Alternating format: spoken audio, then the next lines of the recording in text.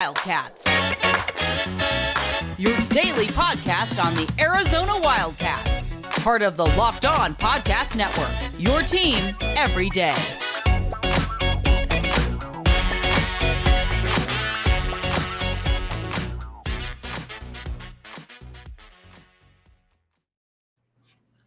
Happy Wednesday, and thanks for listening to Locked On Wildcats. I'm your host, Mike Luke. All right, with John Schuster. All right, now let's look ahead to the Western Conference Finals right now. I think there's a lot of U of A angles with the Golden State Warriors, so let's talk about the Golden State Warriors. You and I have talked about this for quite a bit. Steve Kerr, in our opinion, is an underrated coach. I think a lot of people thought, and maybe he's not underrated anymore, but I think a lot of people thought that Steve Kerr would come in here and would just come in excuse me, sorry, I just got a weird text. What the curse is? You know what the curse here is, Mike, is that the curse is that when you have great talent, you're always undervalued as a coach. Okay. But the ability, especially at this level, is to get that great talent to play well for you. And Kerr is very good at that. And I think it's clear that Kerr is among the best at that. He's not the first coach to be quote unquote undervalued as being a great coach. Phil Jackson got this all the time. Well, if you got Michael Jordan, anybody can win basketball games. Right. So you'd hear, yeah, but okay, you still got to be able to figure out how to get those players to listen to you in a way where the act doesn't get tiring and old and they just completely shut you out. Right. And I think Kerr is one of those guys who is very good and exceptionally effective at that. And that's probably the most important thing that he brings to the equation. Does he know basketball? Of course. Can he make adjustments? Absolutely. But I think players are able to do a lot of that stuff. But the most difficult task that you have ahead of you when you have great players is keeping them engaged. And I think this Golden State team it has issues with that.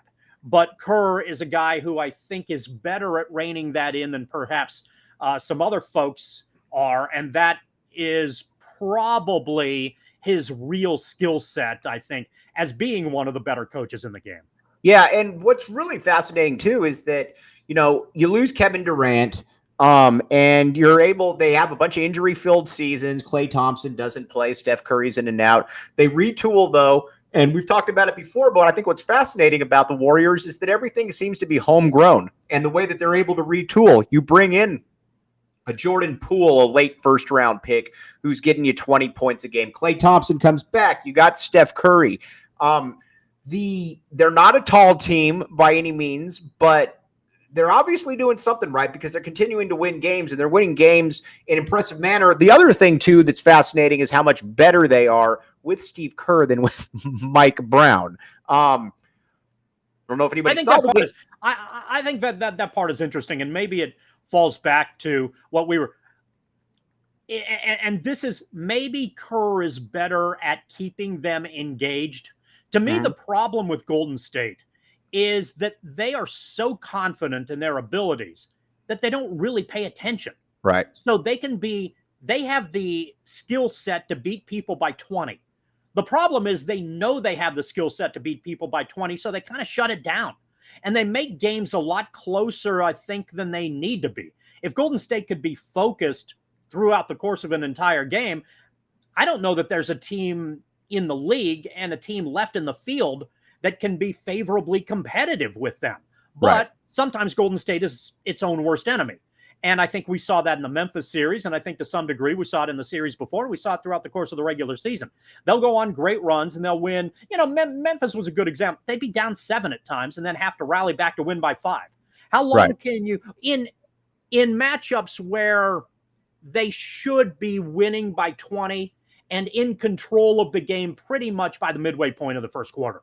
But instead, that isn't the case. They go into these lulls, and you wonder, and this is the area where I wonder if Golden State can stay engaged and play fundamentally solid from minute 1 to the end of the fourth quarter, I think they win the NBA championship.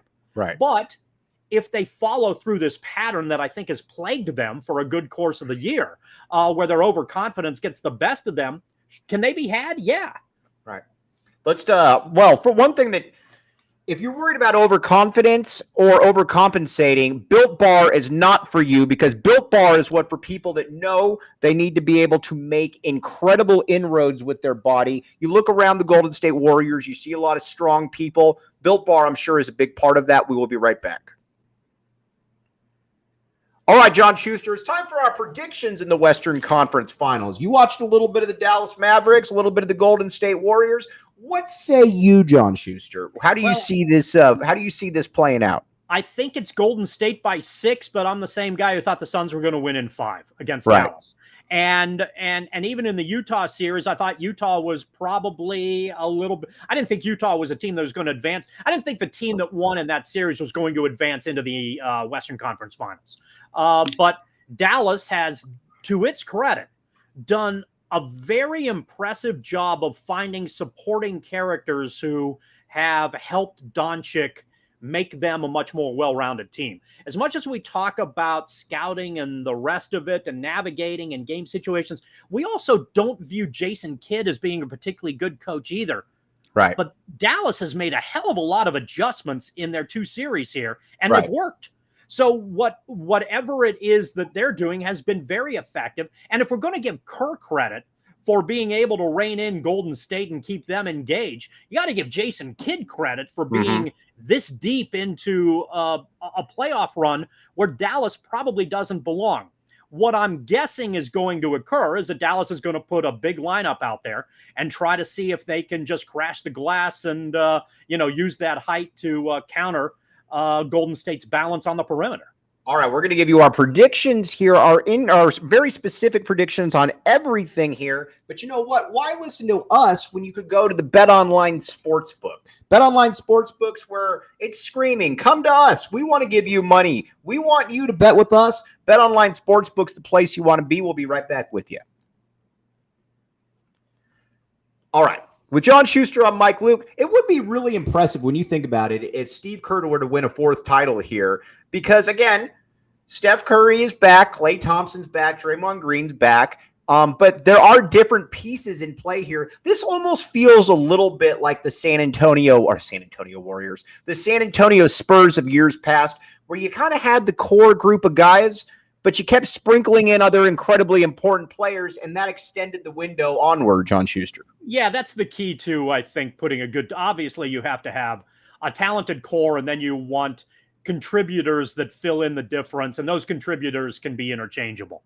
And Golden State has been very good at implementing that, and, we'll see just how effective it is. Again, I think Golden State is the most talented team remaining, and as you're listening to that out there, that's very much, I think, a kind of duh statement.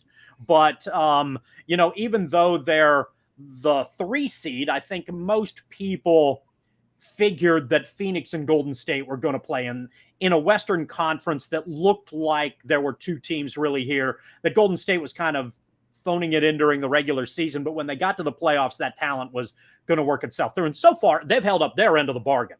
Now they've got a very interesting Dallas team in the Western Conference Finals that has a transcendent player guiding them and really good bench pieces as well. Brunson's a great example, Mike, in that I thought that Brunson would not be nearly as effective in the Phoenix series as he was in the Utah series. And sure enough, early on, that's how that was playing out. But then he got good again. He figured out what it was he needed to do and was very effective in doing it. And then Dinwiddie stepped up for them as well. So Dallas doesn't have a big 3 per se. I think they've got their secondary player and their tertiary player are playing way over their head. But if that continues, hell, maybe they've got a chance. Their ability to contribute, I think, has clearly been very impressive. And while you're looking at what Doncic has done, which is phenomenal, and I suspect he's going to be exceptional in this series as well, if Dallas can continue to get important contributions from other players, maybe they've got a puncher's chance in this thing.